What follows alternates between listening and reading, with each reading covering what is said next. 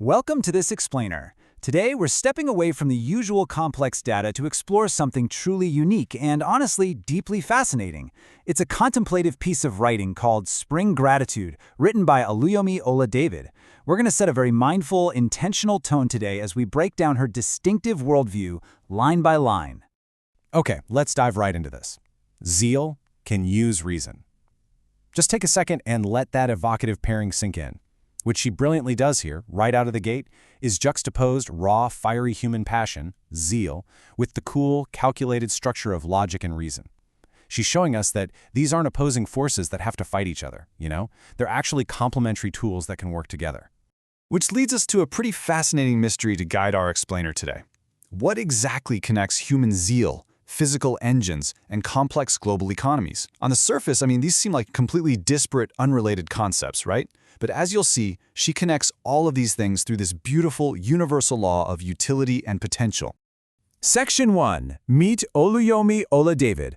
Let's transition into our first thematic section to understand the author whose mind we are exploring today. To truly grasp her work, we need to frame her not just as a poet, but as a visionary thinker. She uses very structured, almost mechanical poetry to express her deep analytical insights about the world. Her platform spans technical insights, policy briefs, and contemplations, and she brings all of that incredible rigor right into her poetry.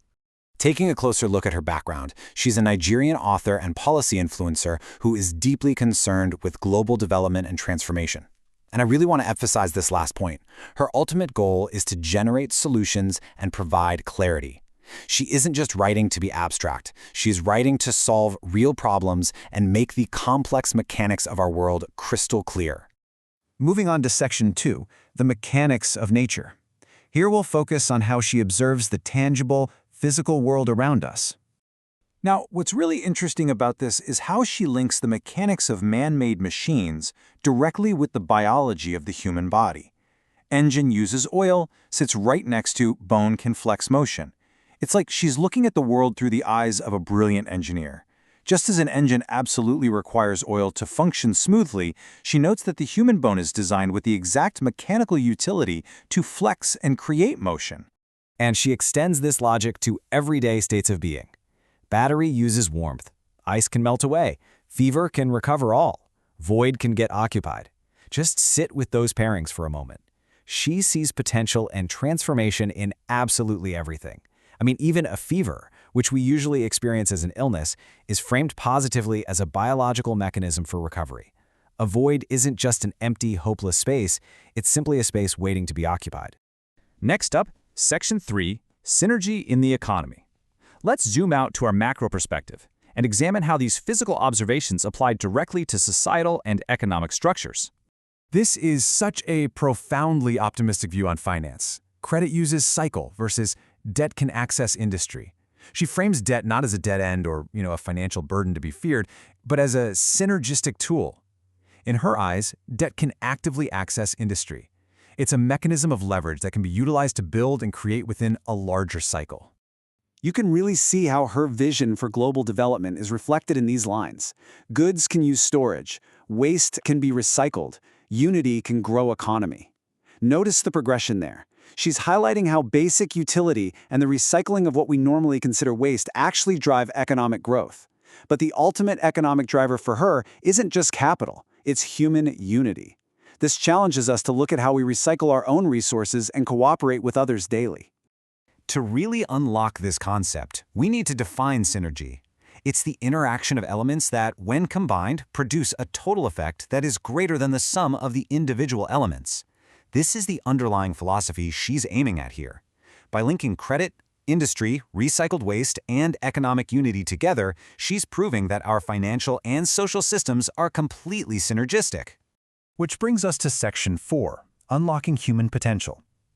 Let's transition from the macroeconomic scale back down to the personal and see how she views human potential. She champions growth and learning with incredible hope here. Servant can become great, next to apprentice can gain mastery. By structuring these ideas side by side, she emphasizes her firm belief that no matter where you start, anyone can rise to greatness or achieve absolute mastery. And she beautifully breaks down the components of how that success actually happens. Work uses time, weak can invest skill, wise can use energy, trainer can use samples. Look closely at that bit about the weak. Even those society might label as weak have unique, inherent skills they can invest. She doesn't write anyone off. Every single person has a resource to contribute to the synergy of the world. So, the crucial point is this profound thought. History can be current. Let that powerful quote breathe for a second. Her poetry manages to make the past intensely relevant to our present actions. History isn't just some dusty, static record. It's a living, current energy that we can utilize right now to propel our own mastery and greatness. Finally, Section 5, Faith and the Great Wheel. Now I want to guide you into our final thematic bucket, revealing the profound spiritual core that underpins her entire worldview. Here, she gracefully connects the natural world to the spiritual world. Well uses spring compared to faith can find rest. It's like just as a physical well relies entirely on the unseen, natural provision of an underground spring to provide water, our faith allows us to tap into an unseen, deeply spiritual rest. She details these final pairings with such a deep sense of peace. Age can use grace. Temple uses purpose. Thankful can use cabin. She beautifully ties the inevitable progression of age to the application of grace. She assigns a specific divine purpose to a temple, and she reminds us that a truly thankful heart doesn't require a mansion. It can perfectly utilize a humble cabin. It's just a beautiful vision of a grace-filled existence. And this brings us to a striking excerpt from her biography. He is the wheel within my wheels. She explicitly states that her Father God owns and rules the universe. She views him as the ultimate engine, the prime mover, and the divine source of all the incredible interlocking synergies we've been exploring today.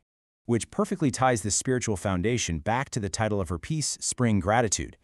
Through her structured, deliberate lines, she has shown us that everything, from the oil in an engine to the recycling of waste to the heart of an apprentice, has a distinct purpose and utility. So I'll leave you with this final thought.